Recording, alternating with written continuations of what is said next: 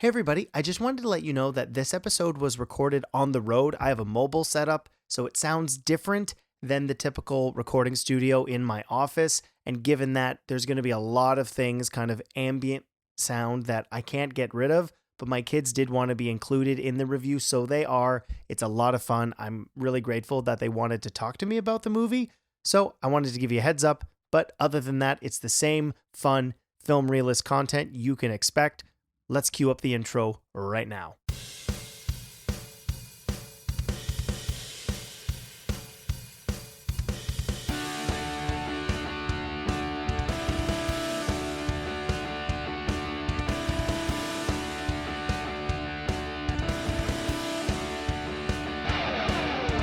Good evening, good afternoon, good morning, or whenever you happen to be listening to this. Welcome to the Film Realist Podcast, the film and TV podcast from a complete nobody that is hopefully for somebody. Welcome to episode 192, where on this week's episode of the show, I am going to be reviewing Hoppers, the latest film from Pixar, but I am joined by my lovely children. Sawyer, Melody. So you guys are going to join me for full spoilers so I can do all the boring non-spoiler stuff, right? Right.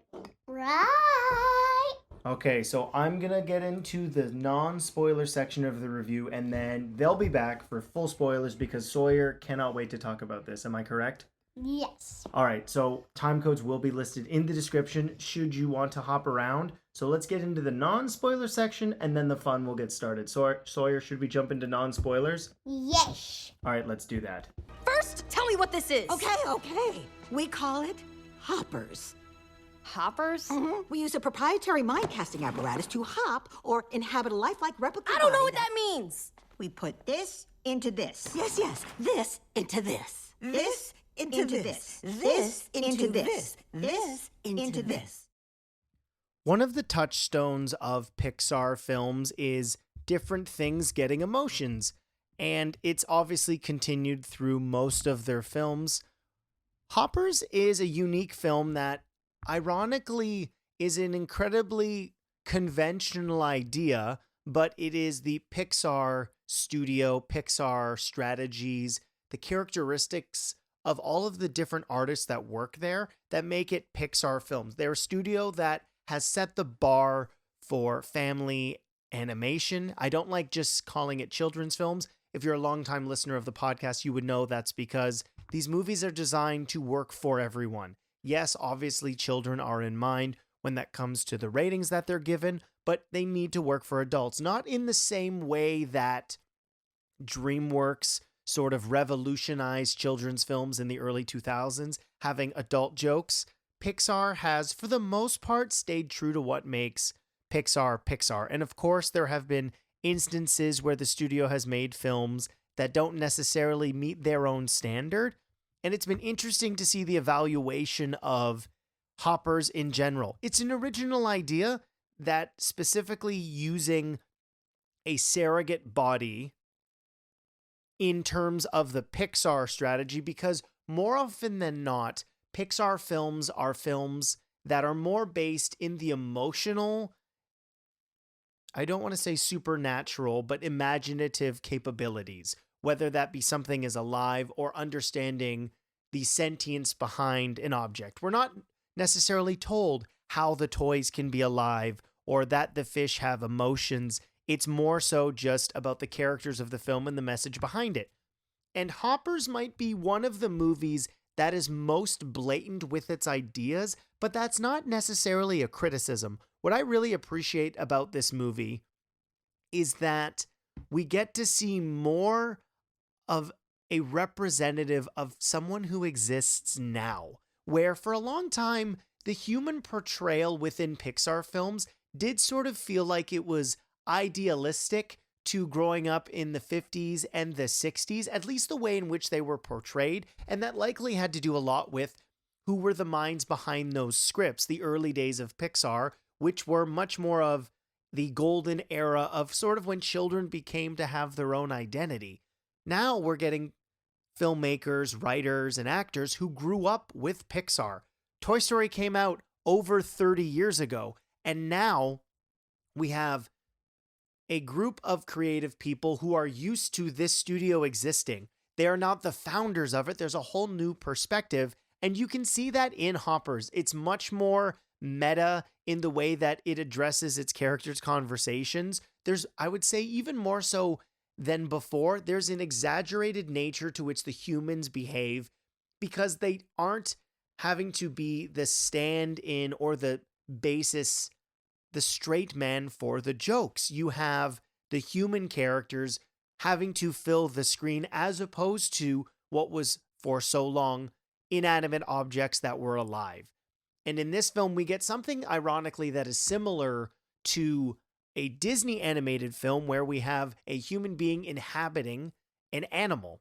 We have Mabel, who is in the body of a robotic beaver, trying to solve a problem, which is the nature around her and animals are no longer there. And she's somebody who loves the wildlife, sees the importance of nature. And what's so funny to me about watching this movie is it feels much more in this modern era of Pixar.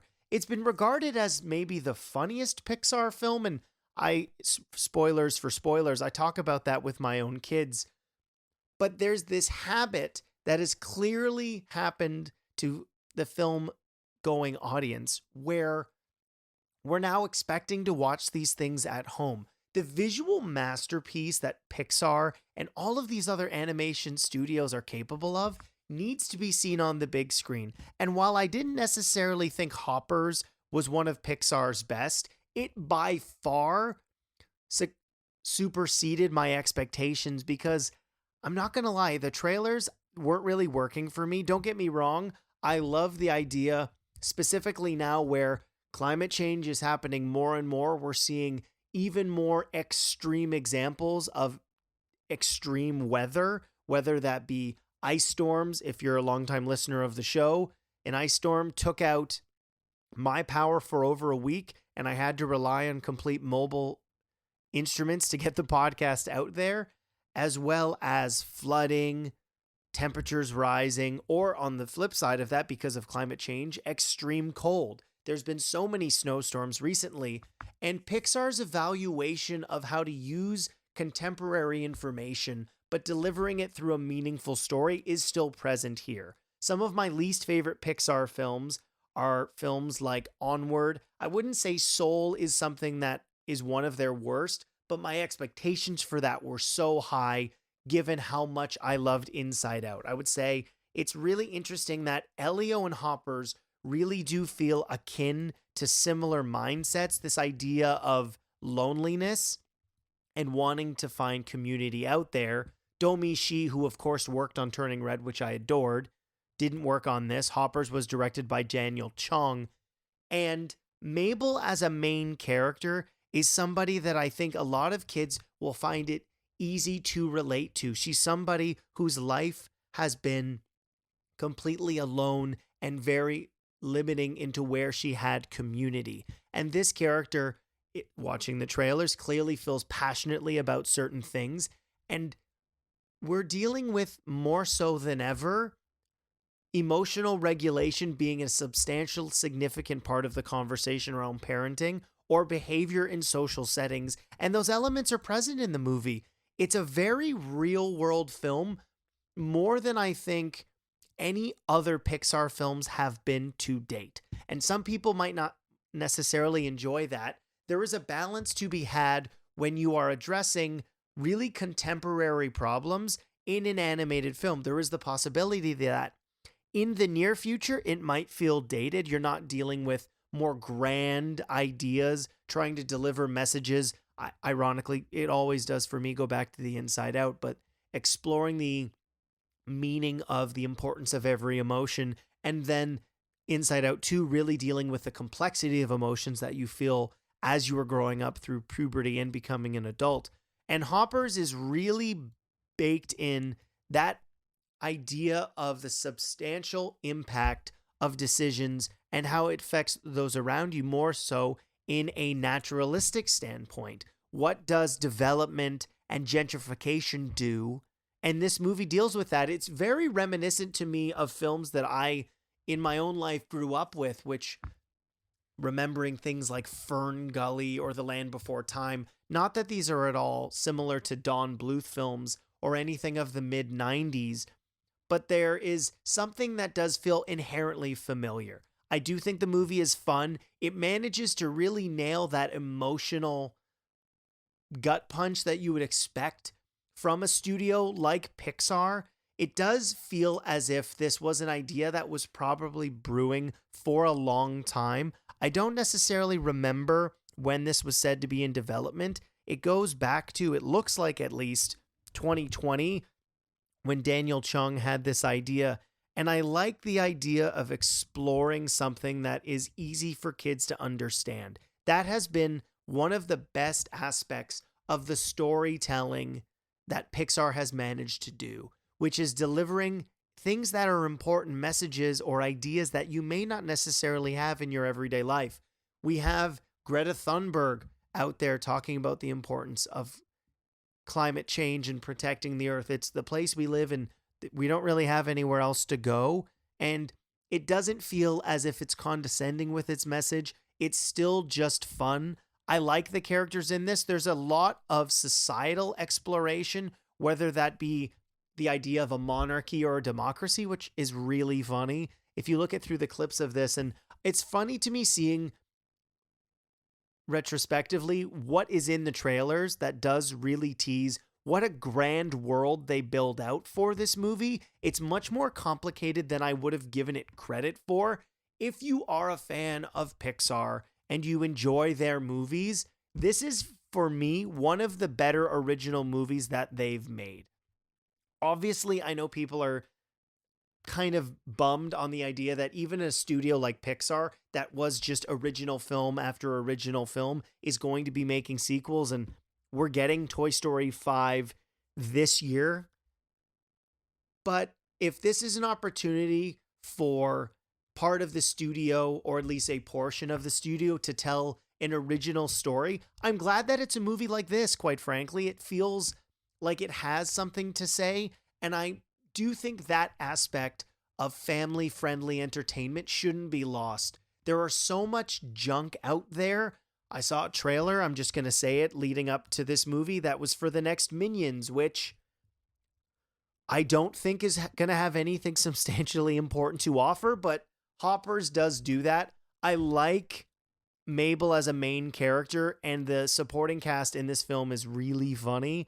And it's a movie I'm really looking forward to watching it back to see if there's any more sort of built into the relationships that maybe I didn't catch the first time. Pixar is so good at making rewatches feel even more important than the first one. But overall, my kids really enjoyed it. You're going to hear what they thought in the spoiler section of this review. Pixar still managing to be the number one studio when it comes to family-friendly entertainment. Of course, there are other studios working on other things. DreamWorks has been knocking out of the park lately with Puss in Boots: The Last Wish and The Wild Robot. Now we know the sequel is finally in active development, The Wild Robot Escapes. Not to mention the Spider-Verse films, of course. I'm so happy when family-friendly entertainment is treated seriously and not considered to be just junk food. I was fearful with the amount of movies that Pixar is now expected to be making, where we're going to be getting a film essentially every year, which has not necessarily been what the studio has done all the time. At least one film. Hopefully they don't completely burn out their creatives, because I liked Hoppers a lot, but I would really like something in the near future. I know Toy Story 5, I'm going to like it. They have not dropped the ball with that studio at all.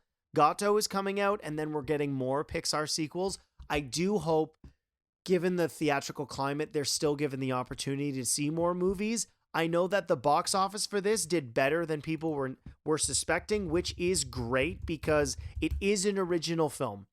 And original films need to be seen. It said that this is the record for Pixar's original movies in the last 9 years, which is great to hear because Disney built an expectation during the pandemic and post-pandemic that their films are going to be on streaming quickly, and I hope they don't do that. Go see something in the theaters.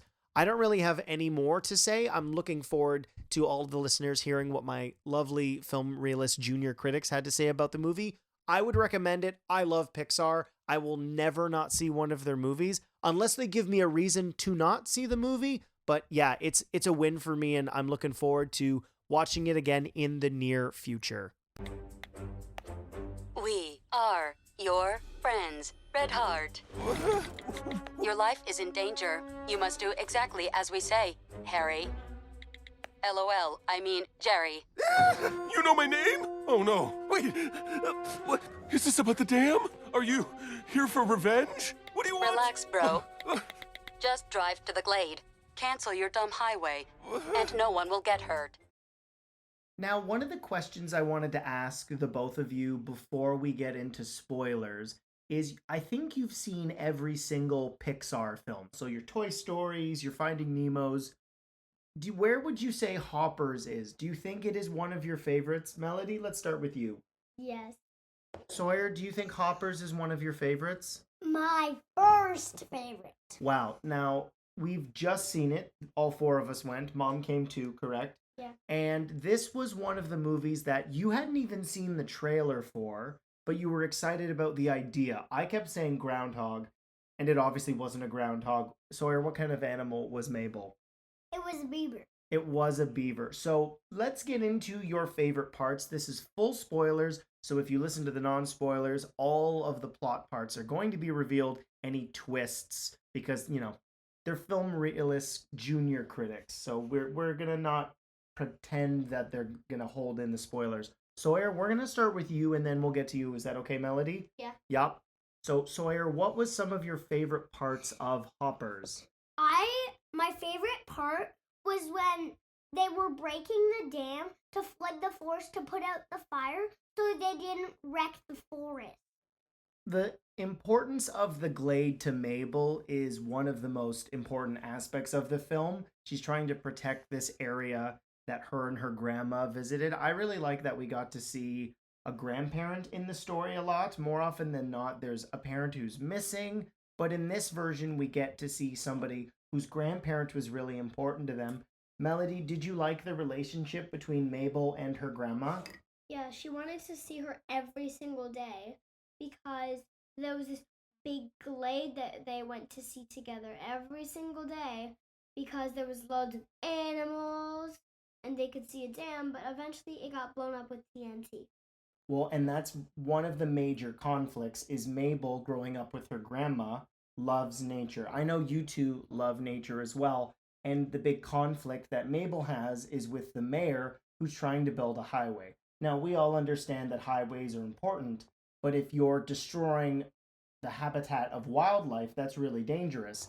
And what Sawyer's talking about, I think, is a really important aspect of the movie as well, which is the conclusion, and then we'll probably get back to the beginning, is after a conflict with the caterpillar, who then became a butterfly, who Yes. then became a human, causes a massive wildfire, and the only way for them to put out the fire is for everybody to work together, which I like as one of the messages in the story. We know that Mabel feels alone, especially after her grandmother died, and the fun of seeing Mabel as a human working with the other animals helps them solve the problem. Sawyer, are they able to put out the fire? Yes, because they can flood the forest to put out the fire. Because there were a ton of fire trucks, and they couldn't put out the fire, could they? No, even though it looks like there was over 1,000 fire trucks, but there wasn't. There was like 5 of them or so. And they just couldn't put the fire out, and all of the humans were in danger of the fire. Now we've talked about the conclusion. I want to go back to the beginning, which is an aspect that I found interesting about the movie is I don't believe you two have seen Elio yet, have you? We have. You've- We watched it at Springers on Saturday. Oh, did you? Okay. But in Elio feels alone. He can't connect to his mom, and it's only after going into outer space that him and his mom are able to connect. Mabel being somebody who loves animals, and I know we talked about this afterwards, one of the funniest parts of the film for me was our introduction to Mabel, which is quite hilarious. What is Mabel trying to do as an elementary school student, Melody? She's trying to save all the animals because they have class pets and all the students aren't treating the class pets very nicely. No, we get to meet a turtle. There's a guinea pig. What were there birds as well, Sawyer? Yeah, there was red bird and yellow bird. Yeah. And a yellow bird. And so Mabel clearly has a connection to nature, and that's something that bonds her and her grandmother. And at some point in her life, her parents even move away, and she doesn't go with them. She stays with her grandma. And I like that so much because it shows the different impacts you can have with different generations in your family. But Mabel eventually loses her grandma, even wearing her coat to remember her. And we see that Mabel is trying to protect this place that's so important to her. But on the flip side of that, something that does have to happen with humans is we develop them. And does she want to lose the glade where she spent all this time with her grandma? No. No, she doesn't. And eventually what we learn through the humans, specifically Mabel, trying to figure out exactly where all the animals have gone, because the mayor, Jerry, has been told by the state he's allowed to build this highway as long as there's no animals there, because then they wouldn't be destroying anybody's habitat. But all the animals are gone. Why are all the animals gone, Sawyer? Because, the mayor he made fake trees made out of metal that had electricity in them, and he made a noise that only animals could hear. Yeah, he was using this one metal tree essentially as a pest control problem. It was forcing all the animals away. And we only learn about this after what is, of course, in the trailer. Mabel is now in the body of a robot beaver. Now, I don't remember in the trailers if it said it's a robot. That part I don't remember, but it was something that I wasn't suspecting. And Mabel uses becoming a beaver to draw a beaver to live in the glade, because beavers apparently are vital for the habitat and the ecosystem of the glade. And Mabel learns, as well as us, the audience, that there is a society of mammals living around the glade, and we meet one of our most important characters, which is the king, George! And what do we learn about George and his family? He believes that there's good in everybody deep down, even though they make the worst choices they think of. And one of the main relationships for Mabel as an animal is she breaks what's called a pond rule after preventing a bear from eating a beaver. Because we know that bears, they eat smaller mammals, right, Sawyer? Yes, and also when he was trying to do that, it's kind of a connection to Elio, because they have an sexual connection, because they both go somewhere that's not their family. That's a very, very good point. And what we get to see through Mabel's eyes, because it is a robot beaver, is there is a whole hierarchy, and there's even a council of other animals. But we don't get to see the other species till later. And Mabel starts to finally feel a part of a community, something she's never been a part of, because when we saw her as a child, she's by herself. Her parents don't really seem to understand her. That's why she lives with her grandma. But when she's an animal, she feels a part of this society. But what's interesting is the animals just seem to, because of their relationship with what humans do to nature, to move on. They just sort of ignore the problem, and they go and they live somewhere else, which is why a different glade, or the large pond where all the animals have gone, is very populated. We even have what's probably got to be the biggest beaver dam I think I've ever seen, don't you think? Yeah, it's like hill and then like a big mountain on top of it. And that introduced us to King George, who I think, Sawyer, your favorite part had to be when they do the dance to the speaker, right? Yes. And also, when the mayor blew up the dam, there were still animals living there. He just didn't know, because he'd never seen the animals there. Yeah, there's a lot of fire and dynamite in this movie. I think it might be, now you two would have to tell me, maybe one of the scarier Pixar films, specifically when Titus becomes a robot human to pretend to be the mayor so that way he could hurt the humans, which is not a good message. Do we hurt somebody if they hurt us? No. No, but he wants to use the speakers that Jerry had put to drive even more animals away, because Mabel knocks down the one tree, and what does Jerry do, Sawyer? He puts up even more trees than one. He does. He puts, it looks at least to be 10 or 12. 5. More, I think it's more than 5. But they're surrounding the glade, and Titus, in the fake body of the mayor, is going to try to hurt all of the humans. And it's especially terrifying, I think, for some people. You two are going to have to let me know about when his robot skin comes off and he's just a robot face. What did you think about that? That's kind of creepy, but it's kind of nice how he couldn't get into his phone to bust up them. Why couldn't he get into his phone? Because a robot face isn't his real face. That's true. So that's Face ID is used quite a bit in this movie, which I thought was very funny. I really enjoyed when they're sitting in Jerry's car, and the way to communicate with Jerry is text to speech. And of course, Mabel, being a human, would know exactly how to use that. And then all the other animals try to use the phone, and what happens, Melody? They just do a bunch of emojis. Beaver, beaver, beaver. Chopped wood, chopped wood, chopped wood. Potato, lizard, lizard, lizard. Yeah, the other animals, they're a lot of fun. I liked the beavers. I liked the bear. The lizard was quite funny. He was in the movie a lot. And then, of course, we had all of the different council of creatures. I personally was quite shocked when Mabel accidentally squished the butterfly queen, the queen of the insects. That was a twist that I did not see coming. Nope. No, it's quite interesting to see the politics of how this works. Now, you two will have no reference for this whatsoever, but it really did remind me. There's a lot of Game of Thrones references in this, which I found very funny. There's a couple really interesting needle drops.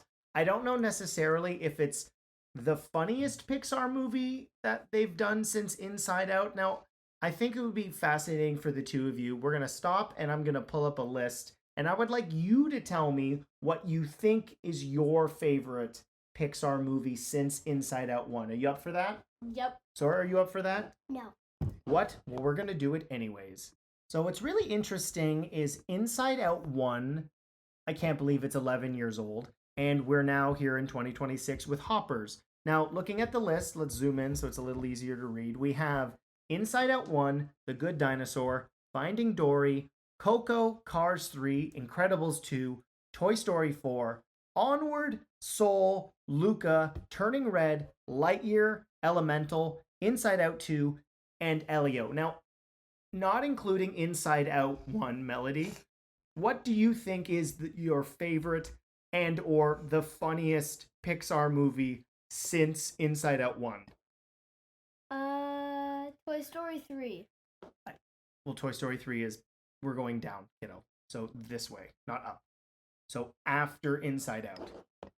Turning Red. Turning Red is one of my favorites too. I think specifically because we are obviously just outside of Toronto and knowing so much about that. We've been to some of those locations. That's, that's definitely on my list as well. Sawyer, what do you think your favorite Pixar movie is after Inside Out 1? Before I get into the list, I want to talk about a little bit more of the movie because it also was kind of rude what the fake mayor did because he just made a little adjustments to the speakers and then they could squash the humans. Well, and we can talk about it here. They maybe can't say it in the movie. What do they mean when they say squash? Bust their ears. They do. They want to cause real pain to the humans because Titus is a bug, and unfortunately, what do people do sometimes with bugs, which are often pests? Squash them. They squash them, yeah. It's an unfortunate circumstance in the circle of life, which is not a Pixar thing, but it's a Disney thing. So move after Inside Out, Sawyer. So you have got The Good Dinosaur, Finding Dory, Coco. Which one would you say is your favorite going to Hoppers? I haven't seen the dinosaur movie, Okay. but I think I mostly like Elemental. Is that in the list? Yes, Elemental's the one that I think personally is criminally underrated. There's a lot of sequels in here, and I understand that. This is a circumstance of what's happening with Pixar and all the other studios. We get a lot of sequels. Turning Red and Elemental, I commend both of you for that because both of those are original films. I liked Hoppers quite a bit. I do think it's fun. I do think it sort of winds up kind of in the middle of the Pixar films. There's some really heavy-hitting emotional moments. It is quite funny. At the end of the day, this is an original property, so if you want to have fun with that, I know we all had a blast. Would you recommend, Melody, people go see Hoppers? 5-star rating? Absolutely. 5 stars. That is quite the review. Sawyer, do you think people should go see Hoppers? 100 stars, yes. 100 stars. That's 20 times how many you need to give. I would recommend this. I really do hope that, specifically with Disney on Pixar films, that people go out to see the original stuff. I know we're so used to them showing up on Disney+. We watched Soul, we watched Onward, we watched Luca and Turning Red, all on Disney+, because that was the only way that we could. But now, these beautifully animated films are on the big screen, and that's where they deserve to be seen. So the three of us, we recommend you check out Hoppers. Now let's get to listener mail and question of the week responses. Can I ask you a question?